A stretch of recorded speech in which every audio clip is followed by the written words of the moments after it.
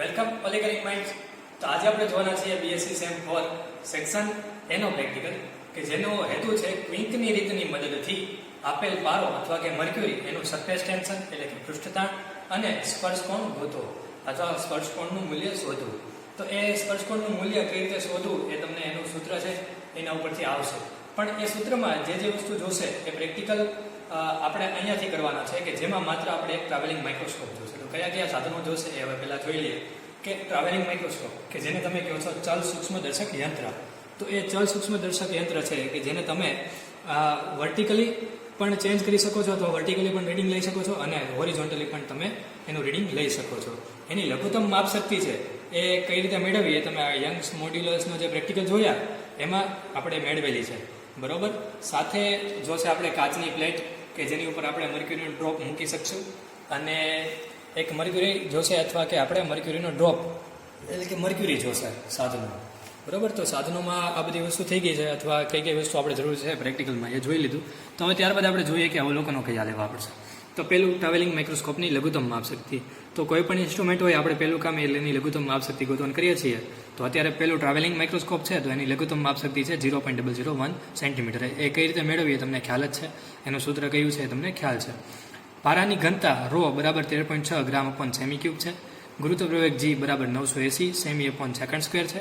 અને રૂમ અથવા ઓરડાનું તાપમાન છે ઉષ્ણ તાપમાન એ જે હોય એ તમારે સિઝન મુજબ જે હોય એ નિયર અબાઉટ લખી નાખવું. એક્ઝેક્ટ અથવા જો ટેમ્પરેચર આપવાનું હોય તો એનાથી લખી નાખવું. બાકી 28 ડિગ્રીથી 30 ડિગ્રી સેલ્સિયસની વચ્ચે આવશે. ઓકે. ત્યારબાદ આપણે જોઈએ આકૃતિ.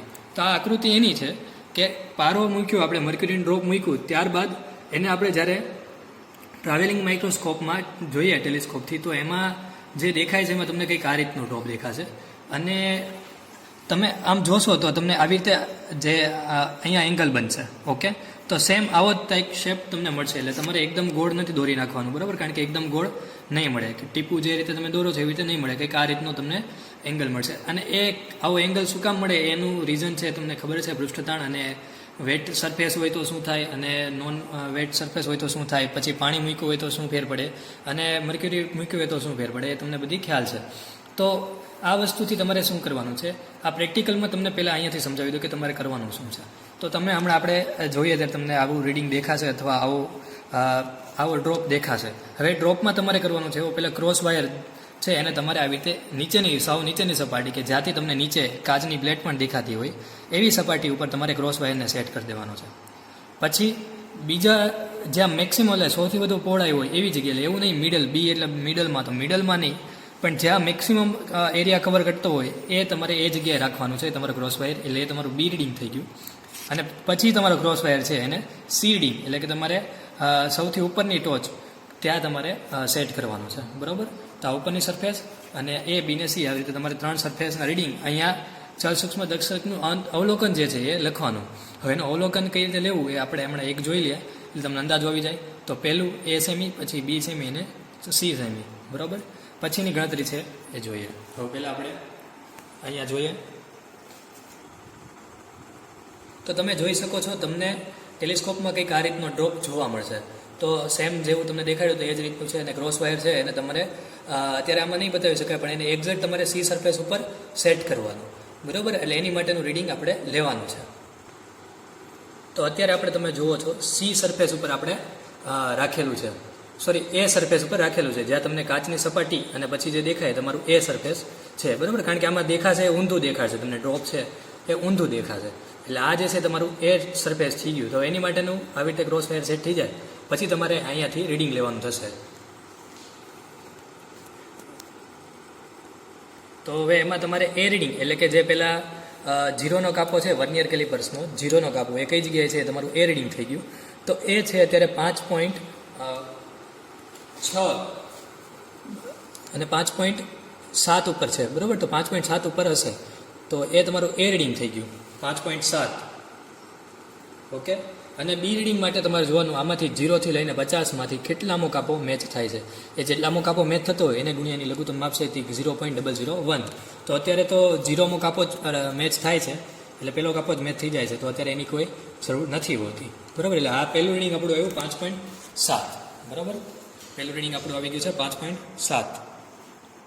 હવે બીજું રીડિંગ લઈએ બીજા રીડિંગમાં આપણે અહીંયાથી કરશું એવું કે આ અત્યારે જુઓ તમે સરફેસ કઈ રીતે લીધી હતી આપણે, તો કે જે કાચની સપાટી તમે એમાં જોશો તમને દેખાશે તે કાચની સપાટી હતી, અને કાચની સપાટી અને એની ઉપર જે ડ્રોપ દેખાતું હતું ઊંધું ડ્રોપ, તો આપણે એ લીધું હતું. હવે આપણે લેશું વચ્ચેનું રીડિંગ, એટલે કે જેમાં તમને મેક્સિમમ એરિયા કવર થતો હોય એ. તો અત્યારે તમે જુઓ છો કે આપણે મર્ક્યુરી ડ્રોપમાં વચ્ચેની સપાટી બી, કે જ્યાં મેક્સિમમ એરિયા કવર થતો હોય એ જગ્યાએ આપણે રાખેલું છે. તો આવી રીતે કંઈક ક્રોસ વાયર તમારે ત્યાં વચ્ચેની જગ્યાએ સેટ કરવાનો, અને પછી તમારે અહીંયા તમારે ટ્રાવેલિંગ માઇક્રોસ્કોપમાં જે રીડિંગ દેખાડતા હોય એ નોટ ડાઉન કરી નાખવાનું. તો પહેલું રીડિંગ તમે જુઓ તો એ હશે 6 કરતાં થોડુંક ઓછું, એટલે 5.9, અને એનથી પણ થોડુંક ઓછું છે, એટલે 5.8થી વધારે, એટલે 5.85 તમારું એ રીડિંગ છે. ઓકે, તો તમારું એ રીડિંગ થઈ ગયું 5.85, જે આપણે અહીંયા કંઈક લખીએ છીએ. તો એ રીડિંગ તમારું 5.85 અને બી રીડિંગ આવ્યું 21, અને એને ગુણ્યા 0.001 સેન્ટીમીટર, એટલે એ પ્લસ બી 5.85 વત્તા 0.021, કારણ કે આપણે આને ગુણ્યા લઘુત્તમ માપશક્તિ કરીએ છીએ, બી રીડિંગ જે મેથ થતો કાપો હોય એના ગુણ્યા, એટલે ટોટલ આપણો આવ્યો 5.871. આ આપણું ફાઇનલ રીડિંગ છે. તો આપણે લખશું 5.871.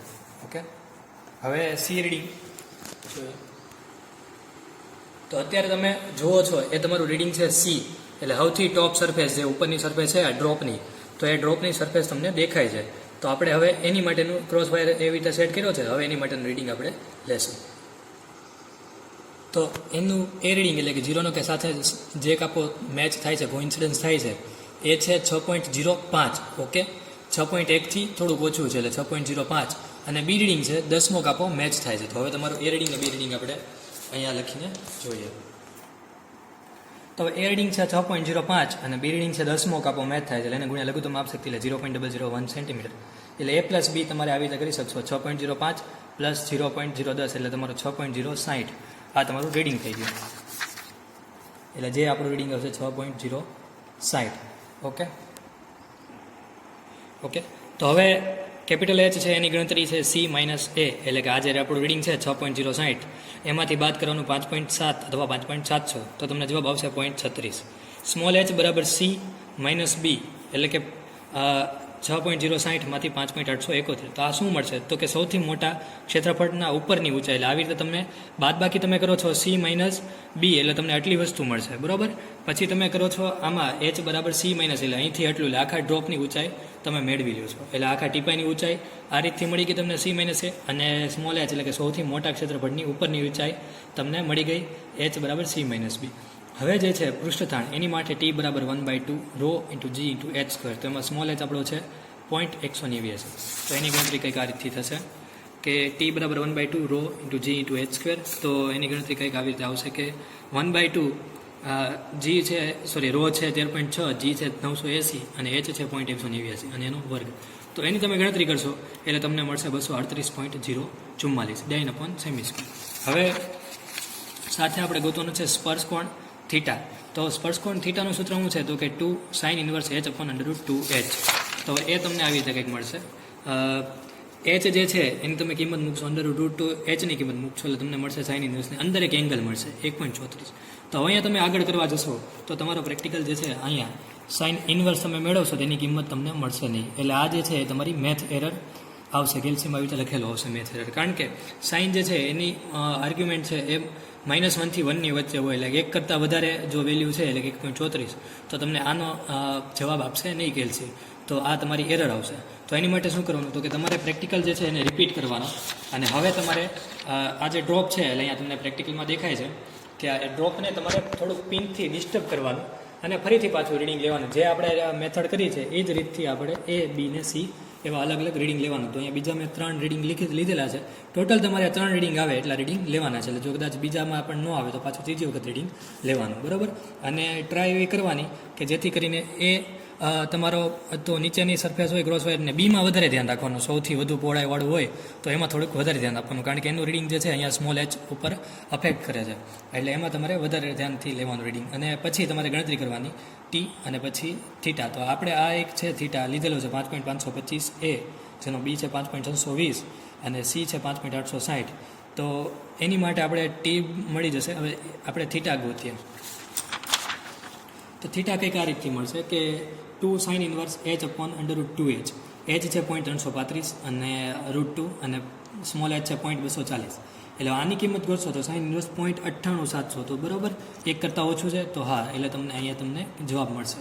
અને એ કંઈક 80.752 તમને કેલ્સીમાં જવાબ આપે છે સાઇન ઇન્વર્સનો, એટલે તમારો આન્સર આવશે 161.50, જે તમારો સ્પર્શ કોણ થીટા થઈ ગયો. બરાબર, તો એવી રીતે તમારે અહીંયા અલગ અલગ થીટા. તો હવે રિઝલ્ટમાં શું લખવાનું તમારે, તો કે પારાનું પૃષ્ઠસ્થાન T1, એટલે તમે જે રીડિંગ તમને પહેલું મળ્યું હોય કે જેમાં તમારે થીટા અને ટી બંનેનો જવાબ આવી જતો હોય, તો એ તમારું પહેલું રીડિંગ થઈ ગયું T1.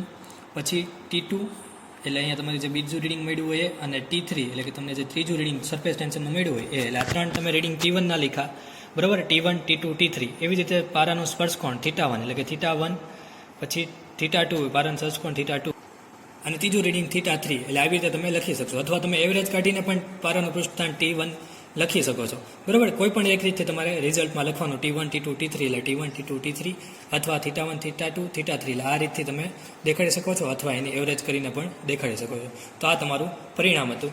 ઓકે, અને આ રીતે પ્રેક્ટિકલ છે તમારે કરવાનું, અને વચ્ચે એક પારાને ડિસ્ટર્બ કરવાનું અને તમારે રીડિંગ લેવાનું છે. Okay, thank you so much.